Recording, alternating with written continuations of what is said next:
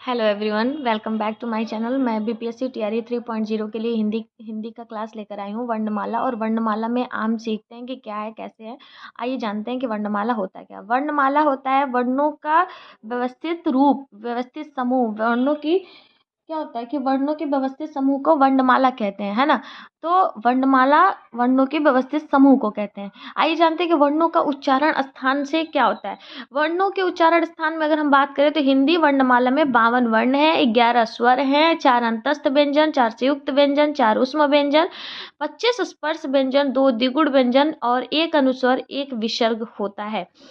वर्ण क्या होते हैं? वर्ण आप लोग जानते हैं क्या होता है? भाषा की सबसे छोटी इकाई ध्वनि है और इस ध्वनि को वर्ण कहते हैं। वर्ण दो प्रकार के होते हैं, एक स्वर वर्ण, एक व्यंजन वर्ण। स्वर वर्ण में क्या आता है कि अ, छोटी, छोटाऊ प्राकृतिक स्वर होते हैं। ये मूल स्वर भी इनको कहे जाते हैं और ये स्वतंत्र रूप से बोले जाते हैं। इनको बोलने के लिए किसी भी व्यंजन की या किसी की जरूरत नहीं पड़ती है। लेकिन जो व्यंजन वर्ण होते हैं इनको बोलने के लिए हमें स्वर की सहायता लेनी पड़ती है। अब जैसे क लिखा हुआ है तो क कैसे बना है? क हलंत प्लस अ मिलकर बना है, इसमें स्वर है अ, तो क बना है। तो व्यंजन को बोलने के लिए स्वरों की सहायता लेनी पड़ती है। और ये क्वेश्चन पूछा जाता है कि किसको बोलने के लिए, मतलब स्वर स्वतंत्र होते हैं। जब भी क्वेश्चन आता है, बीपीएससी टीआरई 2.0 में भी आया था कि स्वर क्या होते हैं, स्वर स्वतंत्र होते हैं। पुलिस के एग्जाम में हर जगह ये पूछे जाते हैं। और व्यंजन जो होते हैं वो स्वर की सहायता से बोले जाते हैं। तो ये चीज आप लोग याद रखिएगा, ठीक है।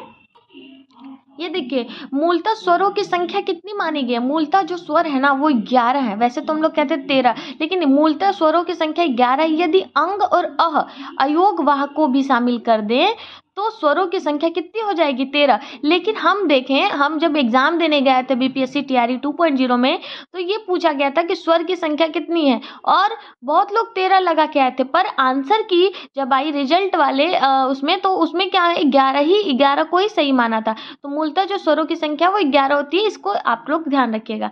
जैसे कि कौन कौन से स्वर होते हैं? अ, आ, छोटी ई, छोटाऊ, छोटी ई, बड़ी, छोटाऊ, बड़ाऊ, ऋषि, ये हमारे मूल स्वर होते हैं। और ए, ऐ, ओ, औ, अंग, अह, ये हमारे, और इनको जब जोड़ देंगे हम तो ये पूरे मिला के हो जाते हैं। ये दीर्घ स्वर में कौन कौन से आ जाएंगे? ए, ऐ, ओ, औ। अंग और अह ये अयोग वाह होते हैं, अनुस्वर और विसर्ग जिसको हम कहते हैं। स्वरों का अगर वर्गीकरण करें तो किस प्रकार से करेंगे? स्वरों का वर्गीकरण 3 प्रकार से होता है, ह्रस्व स्वर, दीर्घ स्वर और प्लुत स्वर। ह्रस्व स्वर जिनके उच्चारण में कम समय लगता है वह ह्रस्व स्वर होते हैं। जिसको अगर हम बोल रहे हैं, जिसको हम उच्चारण कर रहे हैं, उसमें कम समय लगे तो क्या होगा? ह्रस्व स्वर। अ, छोटी ई, छोटा ऊ, ये ह्रस्व स्वर हैं, ठीक है। और दीर्घ स्वर में बात करें तो जिनके उच्चारण में ह्रस्व स्वर से दोगुना समय लगता है वह दीर्घ स्वर होते हैं। जैसे कि आ, बड़ी, बड़ाऊ, ए, ऐ, ओ, औ, ये हमारे दीर्घ स्वर हो गए। प्लुत स्वर की बात करें तो जिन वर्णों के उच्चारण में स्वर वर्णों के वर्गों से कई गुना ज्यादा समय लगे वो प्लुत स्वर होते हैं। जैसे कि खींच के बोलने पे राम, ओम, खींच के बोलते हैं ना, तो ये हमारे प्लुत स्वर में हो जाएंगे, ठीक है।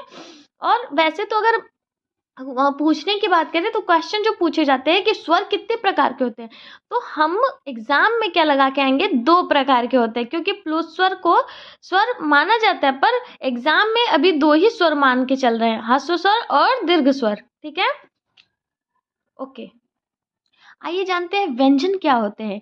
तो जिन वर्णों के उच्चारण में 2 ध्वनियां सुनाई पड़ती हैं वे व्यंजन वर्ण कहलाते हैं। हम आपको पहले ही बताएं कि व्यंजन जो है स्वर की सहायता से बोले जाते हैं, ठीक है। तो उनके अंदर 2 ध्वनियां सुनाई देती है। व्यंजन वर्ण जैसे कि क, च, ट, त, प वर्ग समूह में होते हैं।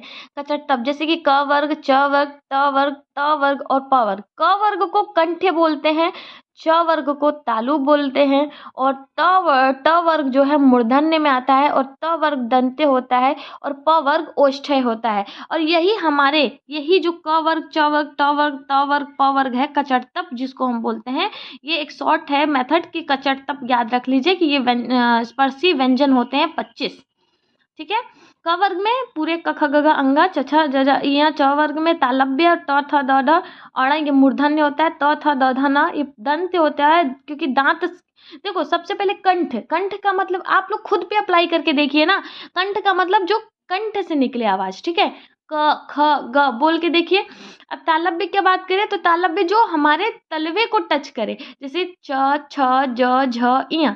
मूर्धन्य की बात करें तो जैसे हमारे जो जिह्वा है वो हमारे तालू को टच करके मतलब मुड़ जाए, जैसे ट ठ ड ढ अण। तो ये क्या हो गया, मूर्धन्य हो गया। त क्या होगा, दंत, दंत पे दांत पे आ रहा है, तो त थ द ध न, तो दंत हो जाएगा। प में देखो, प वर्ग में क्या होगा, ओष्ठ है। ये क्या होगा, हमारे ओंठों की सहायता से बोले जाते हैं, प फ ब भ म ऐसे ना, तो ये हमारे हो गया ओष्ठ है। ठीक है, तो ये हमारे स्पर्शी व्यंजन भी यही होते हैं। कुल 25 हमारे स्पर्शी व्यंजन होते हैं। ठीक है ना। अंतस्थ की बात करें तो अंतस्थ हमारे होते हैं य र ल व। अंतस्थ व्यंजन जो मतलब बिना किसी घर्षण के, बिना किसी वायु के संपर्क में आराम से निकल जाए, तो वो हमारे अंतस्थ व्यंजन। आप चुपचाप याद रखिए, य र ल व क्या होते हैं, अंतस्थ व्यंजन। संघर्षी व्यंजन या ऊष्म व्यंजन कौन से होते हैं, तो स जो तीनों स होते हैं ना, वो संघर्षी होते हैं, ऊष्म होते हैं, रगड़ खा के निकलते हैं मुंह से। ह बोल के देखिए, श श श ह, ये क्या हो जाएंगे, संघर्षी ऊष्म व्यंजन। संयुक्त व्यंजन की बात करें तो छ त्र ज्ञ और स्र जो होता है ना, ये संयुक्त व्यंजन। संयुक्त व्यंजन का मतलब जो दो व्यंजन से मिलकर बने होते हैं। ठीक है, इनका निर्माण कैसा होता है, ये देखिए कि छत कैसे बना है, छत्री छ कैसे बनता है, तो क हलंत षटकोर स हलंत, ये दोनों जब मिलेंगे तो छत्री छ बनेगा। त्र की बात करें तो त हलंत र मिलके त्र बनेगा। ज्ञ की बात करें तो ज धन इया से मिलकर बनता है, और स्र स और र से मिलकर बनता है। तो ये संयुक्त व्यंजन है। संयुक्त व्यंजन 4 होते हैं, संघर्षी व्यंजन 4 होते हैं, अंतस्थ व्यंजन 4 होते हैं। अंतस्थ व्यंजन हमारे जानते हैं य र ल व होता है, संघर्षी उसमें व्यंजन स ह होता है, संयुक्त व्यंजन छत्र ज्ञ स्र होता है। ये देखिए, व्यंजनों का वर्गीकरण कैसे करते हैं, तो व्यंजनों का वर्गीकरण की बात करें तो स्पर्श व्यंजन, जिन व्यंजन वर्णों का उच्चारण करते समय वायु की टकराहट, कंठ मतलब कंठ यानी शुरुआत कहाँ से होती है, कंठ से, तो कंठ, तालु, मूर्धा, दंत और ओष्ठ को छूती हुई निकले, उसे स्पर्श व्यंजन कहते हैं। ये देखिए, स्पर्श व्यंजनों का उच्चारण स्थान क्या होता है, कंठ। कंठ में क्या होता है, क ख ग घ अंग। कंठ जो होता है यही, अब देखिए, तालु च छ ज झ ञ, मूर्धा ट ठ ड ढ अण, दंत त थ द ध न, और ओष्ठे प फ ब भ म। ये हमारे स्पर्श व्यंजन है। 25 होते हैं स्पर्श व्यंजन। कचट तप, इसको कैसे याद करेंगे, क वर्ग क च ट त प, तो कचट तप से याद कर लीजिए। ठीक है, ये हमारे स्पर्श व्यंजन है। अब जानते हैं कि अघोष वर्ण क्या होते हैं और सघोष वर्ण क्या होते हैं। तो अघोष वर्ण की बात करें तो जिन ध्वनि के उच्चारण में तंत्र यानी कि हमारा जो वोकल ऑर्गन है वो कंपित हो, वाइब्रेट करे बोलने में। ठीक है, प्रत्येक वर्ग का मतलब जो जब वाइब्रेट नहीं करे, मतलब कंपित न हो, तो वो अघोष वर्ण। प्रत्येक वर्ग का जो पहला और दूसरा व्यंजन होता है ना, वो अघोष होता है। और जिन वर्ण देखो, सघोष में कंपन होता है हमारे उसमें, और प्रत्येक वर्ग का तीसरा, चौथा और पांचवा जो वर्ण होता है वो सघोष वर्ण होता है।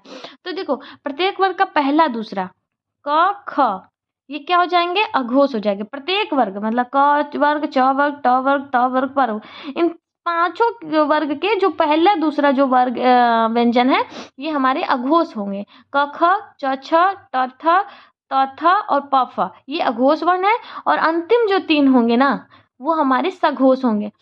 तीसरा, चौथा, पांचवा सघोष होगा। सघोष को घोष भी कहते हैं। ठीक है, तो ग घ अंग, ज झ इया, ड़ ढ अण, द ध न, ब भ म। मतलब याद रखिए कि पहला दूसरा घोष और तीसरा, चौथा, पांचवा सघोष। ठीक है, इसमें मैंने लिखा भी है कि पहला दूसरा क्या है हमारा, पहला दूसरा हमारा घोष है और दूसरा, तीसरा, चौथा, पांचवा सघोष है। अब जानते हैं अल्प प्राण क्या होते हैं और महाप्राण। जिन व्यंजन के उच्चारण से मुख से कम हवा निकलती है वे अल्प प्राण होते हैं, जिनको बोलने में कम हवा निकले। जैसे हम बोलते हैं ना, क ख, ख बोलने में ज्यादा हवा निकलती है मुंह से, तो वो क्या हो जाएगा, महाप्राण। जिनको बोलने में ज्यादा हवा निकले मुंह से वो महाप्राण, जिनको कम आवाज हवा निकले वो अल्प प्राण। तो पहला, तीसरा और पांचवा हमारा अल्प प्राण होता है, दूसरा और चौथा महाप्राण। बोल के देखिए ना, ख घ, इनको बोलने में ज्यादा हवा निकल रहा है, ज्यादा मेहनत करनी पड़ रही है, तो ये महाप्राण हो जाएंगे। अल्प प्राण में क ग और अंग, मतलब पहला, तीसरा, पांचवा प्रत्येक वर्ग का अल्प प्राण होता है। ठीक है।